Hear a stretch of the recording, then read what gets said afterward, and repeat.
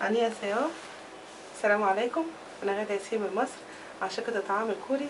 هعمل النهارده طبق البوكم باب الكوري او طبق الفرايد رايز الرز المقلي على الطريقه الكوريه. هيبقى معانا حوالي كوبايتين رز مستوي، يفضل ان يكون بايت، حوالي 250 جرام قطع فراخ، صدور فراخ فيليه، ممكن نبدلها بجمبري او لحمه مفرومه او اي نوع لحوم احنا بنحبه. بصله مفريه، بسله وجزر دول مسلوقين نص سلقه بس كده دقيقه على النار، كوسه متقطعه مكعبات، بصل اخضر، شطه للي يحب، وهنحتاج بيضتين. هنبتدي اول حاجه الفراخ دي حاطين عليها ملح وفلفل بس، مفيش اكتر من كده. هنحط طاسه على النار سخنه وفيها حوالي معلقتين زيت، ونحط بقى بسم الله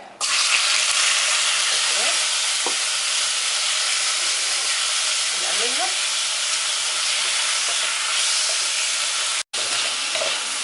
هما دقيقتين بس كده على النار، مش عايزين الفراخ تتحمر، احنا بس عايزينها تستوي ويفضل قلبها كده فيه عصاره جوسي كده.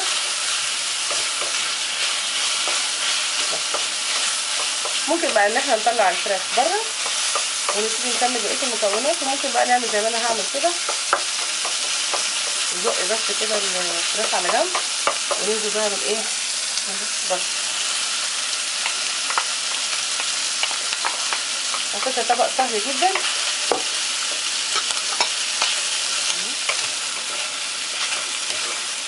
البصل مع الفراخ كده في الطعم. اهم حاجه تكون النار قويه، احنا مش عايزين البصل يتحمر، احنا عايزين بس يدبل في عارفين الطريقه الاسيويه في الطهي ان مفيش حاجه تستوي قوي، يعني تفضل برضو مقرمشه كده شويه.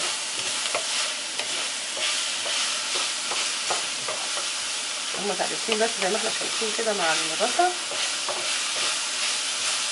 يبقى هنحط الكوسه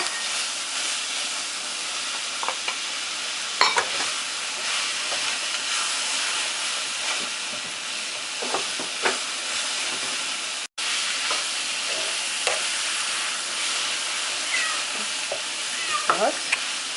يبقى نحط البسله والجزر،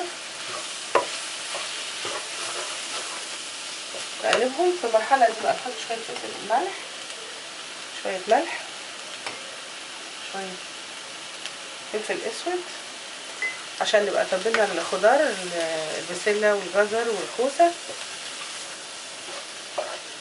برضو زي ما عملنا. في ناس بتحب تسوي البيض بره لوحده، بس انا بحب برضو ان هو يختلط مع الخضار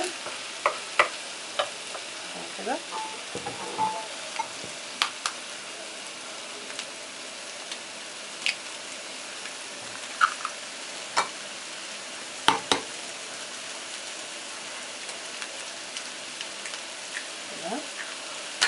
له شويه سنه ملح وفلفل اسود،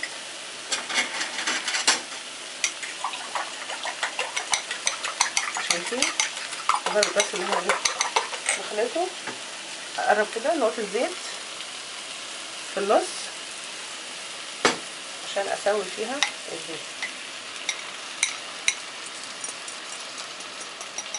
الطريقه دي بتخلي البيض يروح في كل مكان فيه خضار. نزق كده من تحت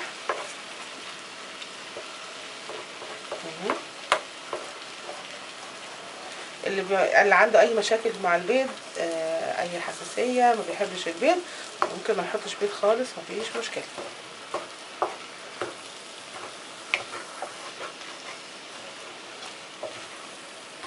في المرحله دي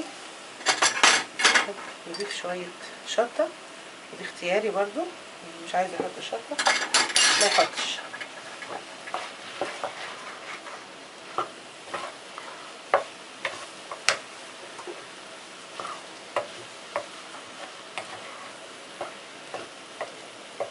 كده احنا حطينا هنا الفراخ، البصل، كوسه، بسله وجزر، والبيض.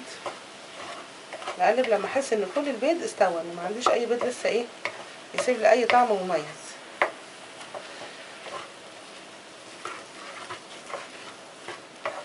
كويس اهو زي ما احنا شايفين. حتى البيض احنا مش ملاحظينه خالص. نبتدي بقى نهدي النار شويه ونحط الرز عشان الخضار ما يتلسعش مننا. زي ما قلنا ده رز مسلوق معلهوش اي اضافات خالص.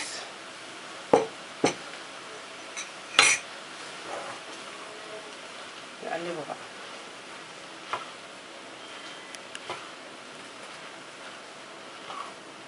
نحاول ان احنا ندمج الرز مع كل الخضار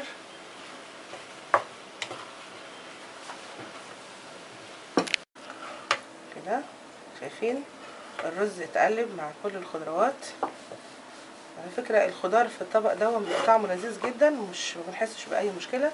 هحط بس البصل الأخضر آخر مرحلة، آخر حاجة، عشان يفضل بصل أخضر مش مستوي. بس كده عندنا طبق البوكمباب أو الفرايد رايس جاهز. ندوقه بس كده عشان لو محتاج شوية ملح شوية شطة.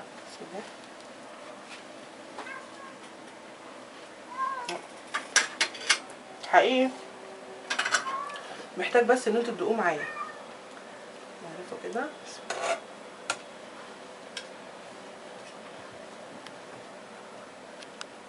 احنا شايفين نضغط على الطبق.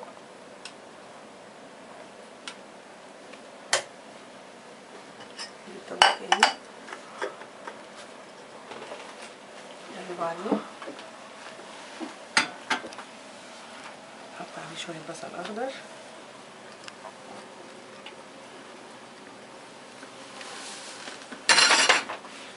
زي ما احنا شايفين مفيش أسهل من كده.